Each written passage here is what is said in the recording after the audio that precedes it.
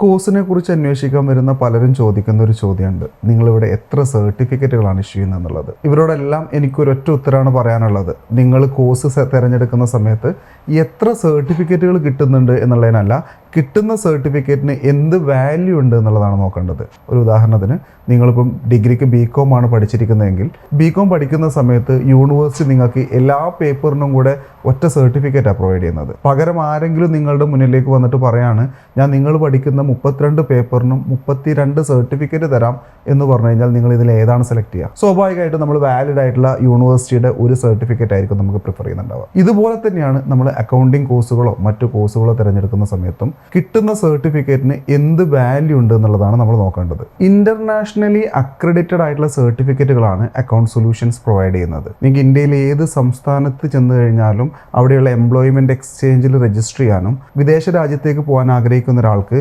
Embassy attestation വരെ ലഭിക്കുന്ന certificate ആണ് അക്കൗണ്ട് സൊല്യൂഷനിൽ നിന്ന് നിങ്ങൾക്ക് ലഭിക്കുന്നത്.